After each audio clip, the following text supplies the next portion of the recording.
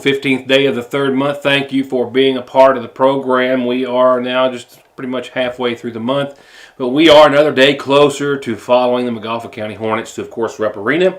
And a lot of activity today in and around Sagersville, Montgomery County on that note. A lot of maroon and white being bestowed and donned upon buildings and businesses and homes and the like. And we've been a big part of that as much as possible today, and we'll talk more about it next week. A lot happening prior to and up to and during the boys' send-off, but more on that on Monday's show, News Tonight. And the weather, of course, will be part of that at your updated forecast, which does have still some colder air and some snow chances at least in it.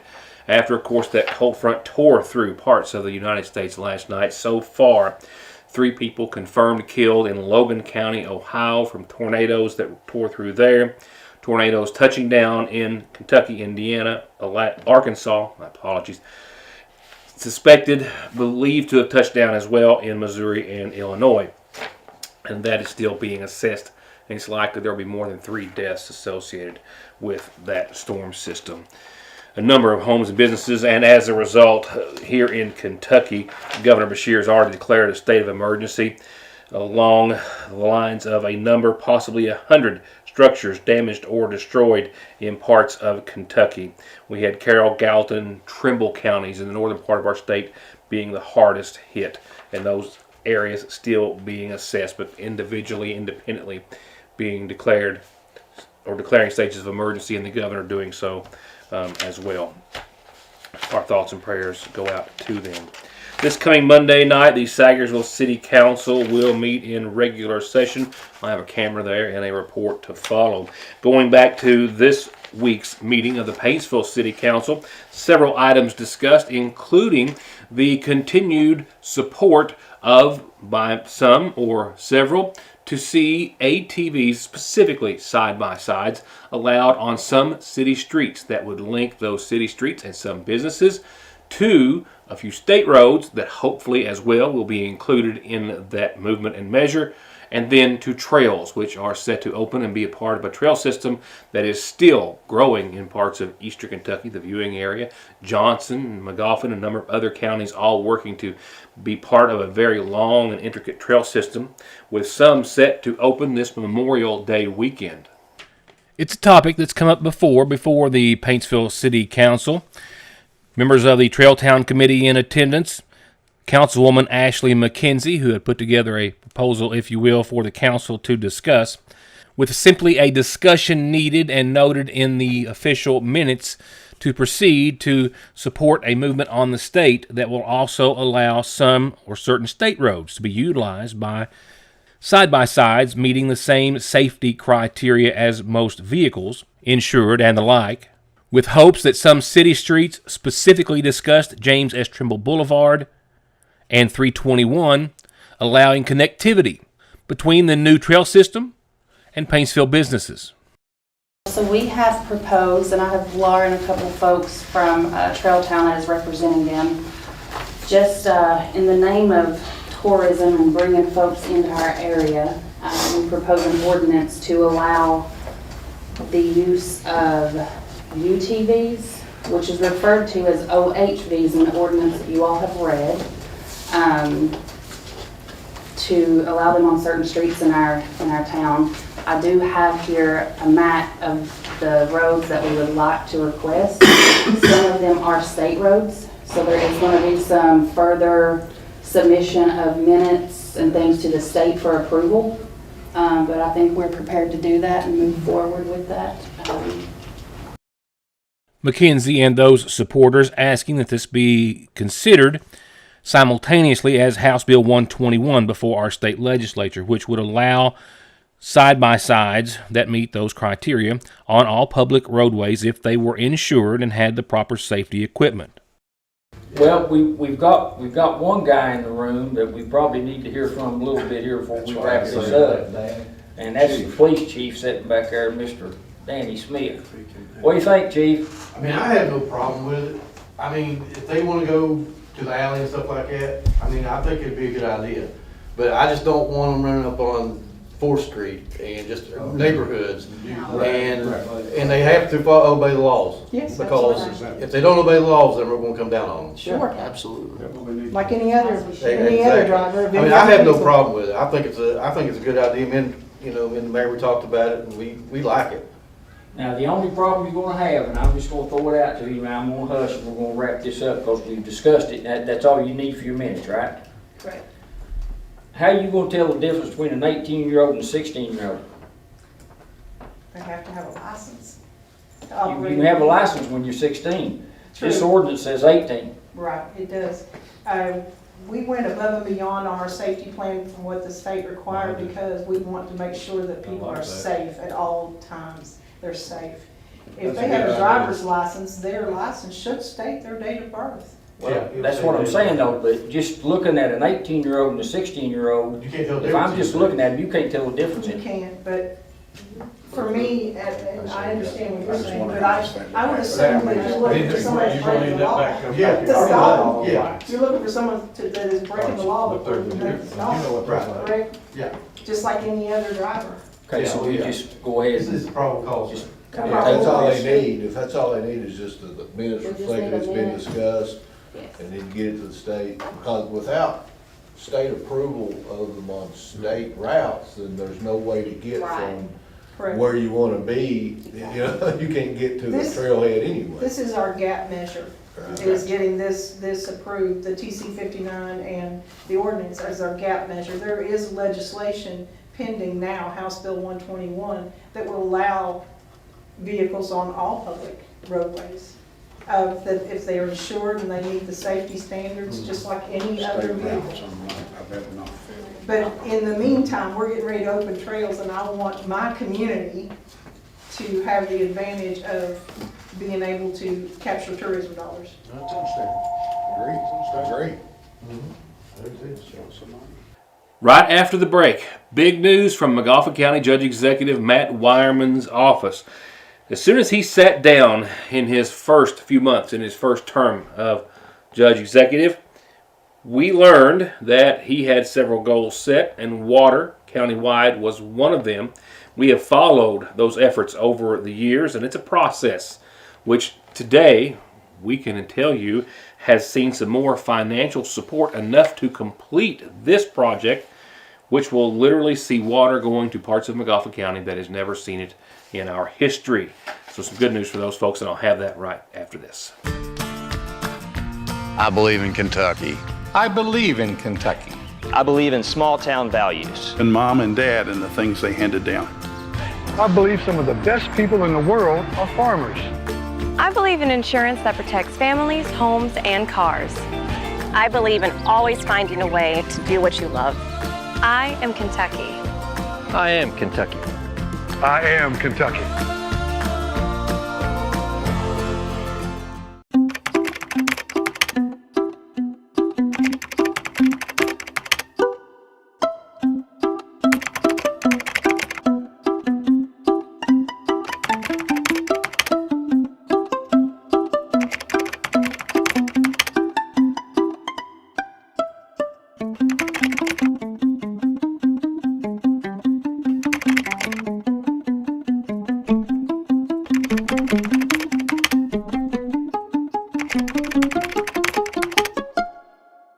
Sagersville National Bank hopes to help you start the new year with financial freedom and peace of mind. From new services like Apple and Google Pay with your debit card to their more than century of being dedicated to being your personal or business banking institution, they're here for you with digital, phone, or in-person banking at both locations. Regardless of what season it is, you can always find fan favorites of the Ville, Salyersville, at the seasonal shop. For the dudes, Duke and Cannon, Turn Rose, and more. And always something for all the Hornet fans. And for all the ladies, it's always Wildcat season, and it all changes daily. That's why you always have to make a stop at the seasonal shop just next door to Fraser's Prater Drug Store. The best place for all your prescription, over-the-counter, and Radio Shack needs, with some of the very best hometown lunch specials and treats. They're a pair like you can find nowhere else but in Salyersville. Judge Executive Matt Wireman received notice this week from the Department of Local Government congratulating McGoffin County and the Judge's Office on being selected as a recipient of a CDBG grant in $1.25 million in total, based on, of course, the application that they had submitted and a process that began several years ago, as the judge outlines, which will see water for the first time to more than 5 dozen McGoffin County homes. Yeah, if I need a refresher, Judge, I know that my viewers are. How long has it been since you and I first started this conversation, when I can recall you telling me that this was a wish list item at the time? How far back do we go? Well, on this part of the funding, initially we got about a little over $1 million of the Cleaner Water Act money that was committed to McGoffin County for a water project, and the 542, 1502, 378 project, which was in the portal and has been during both my terms as judge, was committed to that, but we needed $2.5 million. So we needed another $1.5 million just to meet that project. And we got allocated in 21, 22 time frame that $1.263 million counting our local match. And that's just kind of been sitting there as a committed. We don't have any money in the bank anywhere.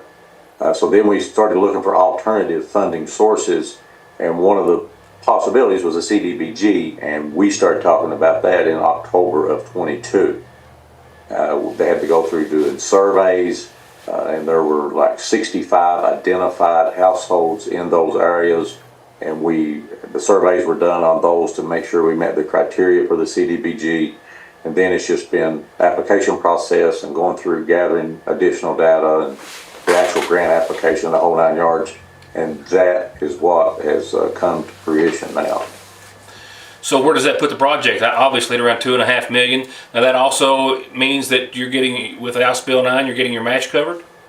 As I understand, this being federal monies, the House Bill 9, which is what we talked about in the past too, that is funds allocated by the Kentucky legislature to make the match for grants that are required that are federal grants.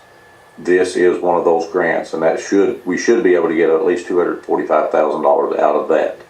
What that does is that meets that funding need that we have to get this project started.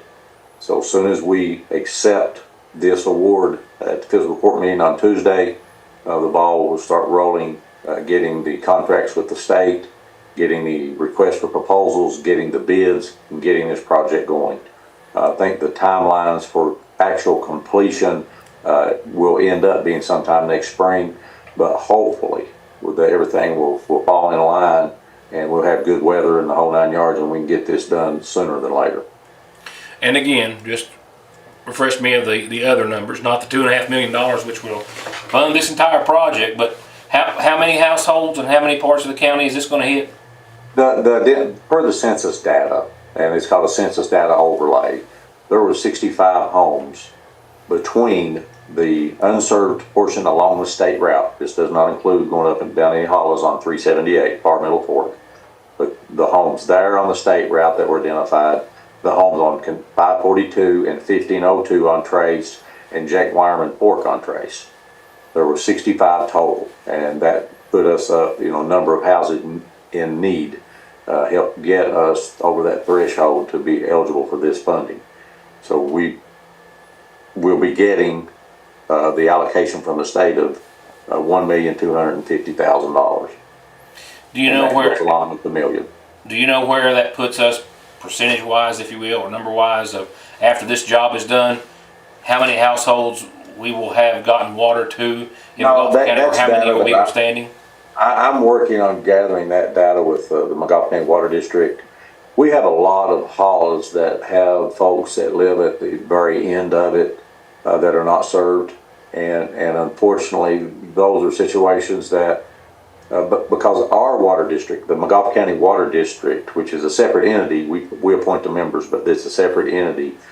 They are governed by the Public Service Corporation or Commission, the PSC, and they have strict guidelines on the types of water lines and regulatory issues and you can't run the commercial size lines for extreme distances just to get to one or two houses.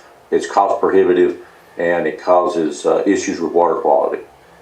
So one of the things that we've been pushing, and I've pushed with the legislature and still pushing, is finding funding sources for those people to get to the water lines. Because as I understand it, based on the maps that I've seen, this project will put water along all of the state routes in the county. So once we get this one done, our next push will be pushing it up those hollows or allowing accessibility from those hollows down to the main state routes and county roads that have water. Make sense? It does. And it's also something that, I'll be honest with you, I didn't know if we'd ever see. It's been a struggle. I'm starting my 6th year as judge, and from day one, this has been the project that was already designed. Well, actually, a part of one of them was already designed, and they ended it up on Trace. It stopped at a certain point on 542 and didn't go any further, and there was multiple homes up there, 35 to 40, with the 25 plus or minus on Fargo Mill Port, but it ended there.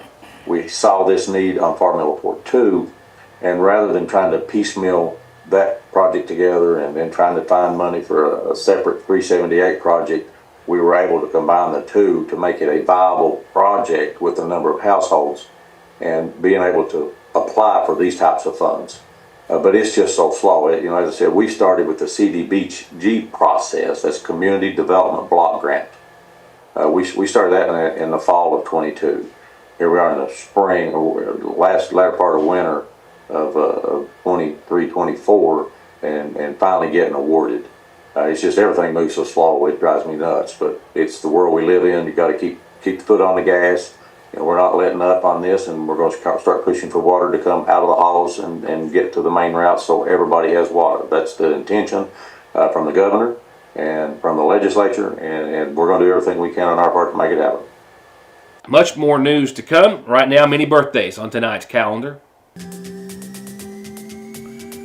Indeed we do. Love putting birthdays out there, and we've got a bunch this week. Starting off tonight, we'll begin with Joyce Ann's birthday. Love Rose, love Eric, love the boys, and love your family. The happiest of birthdays. Joyce Ann tonight, happy birthday to you. And I'm not done yet. Miss Monty B is turning 90 Sunday. This Sunday, March the 17th. Monty Barnett celebrating 90 years this Sunday, the 17th, and from a long, loving list of family and friends, the happiest of birthdays to Monty Barnett. Happy birthday to you. To Melanie C, happy birthday wishes tonight going out to Melanie this coming with a lot of love and best wishes from all the library staff and a long list of family and friends as well. It's Melanie Kane's birthday. Wish her the best. Happy birthday to you too.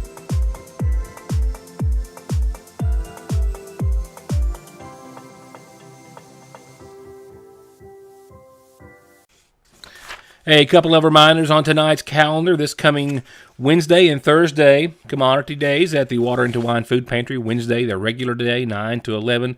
Thursday will be their senior commodity day, the 21st, 9 to 11 as well. And they ask that clients on the main list please pick up your items before 10 so they can start to serve those on the waiting list. Free soil testing at the McGoffin County Extension Office this month of March. Call 349-3216 if you have any questions. And I've mentioned a few times, great service. And if you need a little help getting whatever it is, the garden, your pasture, or your lawn, green or growing, whatever's in it, it's a great way to start, and it's free this month of March. Your News Today is always free for the calendar announcements, and, well, the show is free too. Just tune in or send those announcements to me so we can pass them along to everyone else. We have one funeral service announcement to pass along to you tonight. Barbara Sue Salyer, 75, of Chalmer Wireman Road, passed away yesterday. She's survived by her sons Wendell and James Salyer, daughters Tina Fry and Robin Profit, her brother Bill Rowe, her sister Darlene Holland, 10 grandchildren and 10 great-grandchildren. In addition to her parents, Barbara Sue is preceded in death by her husband Corbett, daughter Peggy Salyer, 4 brothers and 4 sisters. Services in her honor will start Saturday at 2, tomorrow at 2 from the McGoffin County Funeral Home. Visitation will be in the morning after 11 up until the time that services begin. And this asked to be read in loving memory of James Gordon Tawby, who would have been 72 tomorrow, on what would have been his birthday. With lots of love, Donnie, Terry, Tanya, and Trenton. Someone dies in the U.S. every 7 minutes from an overdose, and over half of the population gets or takes pills from a friend or relative. And about 46 million and counting are exposed to narcotics in their drinking water. So don't toss them, flush them, or leave them lying around. Safely dispose of your unneeded meds anytime at Parkway Pharmacy, where you can always talk to a pharmacist when you need one.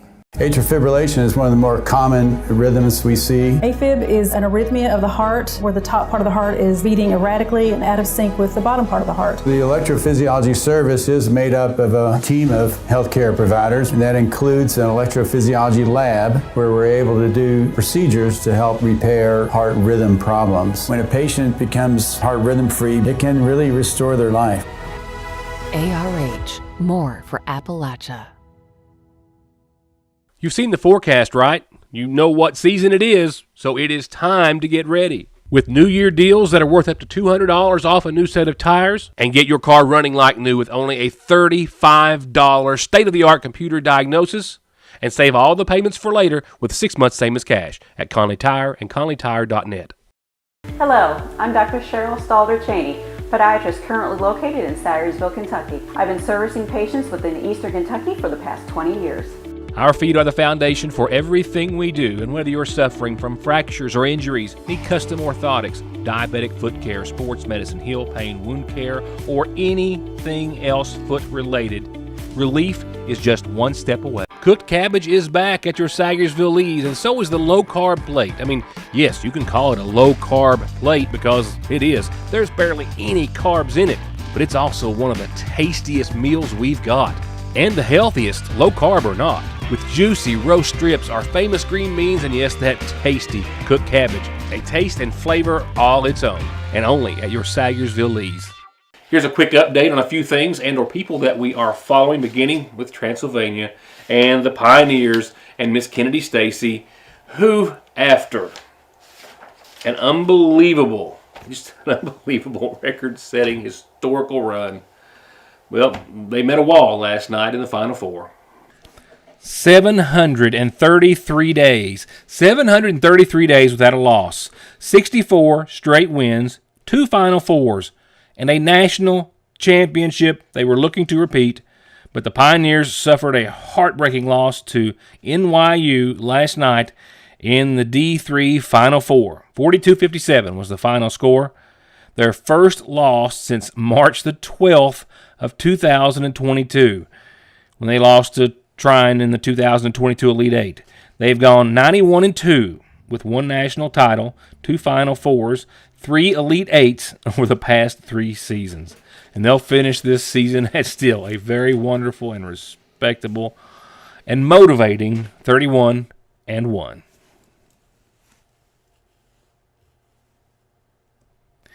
And this, in case you're wondering, is just one of those if you know, you know type of situations. It was a quote on the front page of the Sagersville Independent yesterday. There's still a few out there. Get them while you can. We did print a few extra, but a lot of keepsakes this time around for very obvious reasons. But we put this on the banner in front of the, or over top of the studio here today in the Sagersville Independent offices. Top 2, not 2. I think, to the best of my ability, it actually originated a bit longer, possibly. We're a top 2 team and not number 2, is the best way to explain it. A quote directly from senior Aiden Barnett. And top 2, not 2 has been something that they have carried all season long as a bit of a motivational moniker, if you will, for the team. And I thought, once first hearing it not so long ago, it was worth repeating and keeping. And that, in case you're wondering, is what Top 2, Not 2 is all about. Next week, we'll be taking a little look about downtown Sagersville, McGoffin County. A lot of maroon and white going up as we're getting ready to see the boys off, and we'll be following them around town, I guess, on Monday, and doing a few other things I'm looking forward to seeing, and I hope you're looking forward to seeing on the show. There are nothing more than a few little light specks of green on the radar, so just going to kind of bypass it. Showers are ending, and we have a 30% chance of showers mainly before 8, and they're about out of here. Current conditions here in downtown Sayersville, 60 degrees after topping out at 67.8 earlier today. Wind right now just came out of the east at 2 miles per hour, but I clocked a 23-mile-per-hour gust. Earlier today, humidity at 82%. We've got a quarter of an inch of rain from those showers early this morning. Sunrise at 7:43 and sunset almost on the dot 12 hours later at 7:41. So what's in store after all the activity that we saw? Some thunder, some lightning, some showers early. Of course, paling by comparison to many other parts of Kentucky and certainly our nation. Nevertheless, tonight we should see right around 42 degrees. And again, a small chance of some showers up until about 8 or so. Skies are going to become a little more partly cloudy and winds anywhere from 3 to 7. Tomorrow, look for a foggy start to your Saturday. Otherwise, mostly sunny and 63. A pretty nice day in the neighborhood. Just a bit on the cooler side compared to the run we've had. Nevertheless, tomorrow night, partly cloudy, a low in the mid-40s. West-southwesterly winds anywhere from 7 to 18 or so. On your Sunday, mostly sunny. There's a trend here. Notice it. 60s tomorrow, 50s Sunday, upper 50s, 27 for nighttime lows. That's back well below freezing Sunday night, with mostly sunny conditions during the day and gust up to 16, 15, 60 miles per hour or so as well on your Sunday. Partly cloudy and 27 that night. Monday, we start off on a cold one, and there's a chance of snow with it. 42 chilly degrees on your Monday. Partly sunny skies. A 30% chance of some snow showers as we see a little moisture roll through in the latter afternoon. I think mainly after 4 o'clock or so. Don't be surprised if you see a few flakes as temperatures start to fall as well. And we'll be topping out at only 42 at the high point of your Monday. Tuesday of next week, we recover and rebound a little bit back and forth. 50 and sunny. Temperatures, glad to say, closer to 40 for nighttime lows. But we see nighttime lows take a hit as temperatures take another hit Wednesday. Another front comes through. Doesn't make many showers early. 57 and sunny on your Wednesday. 30 that night, a little bit below freezing under mostly clear skies. Our next chance for showers will be into your Thursday night. Thursday, mostly sunny. I think we'll see right around 65 degrees after your 57 on Wednesday. Mostly sunny, again, and a 30% chance of showers, and 48 on your Thursday night. And right now, Friday looks to be cloudy, mostly cloudy, and more chances of showers than not at a 60% shot of some showers. And we're hovering back down around 60 degrees for your daytime high and 40 for your overnight low this time next week.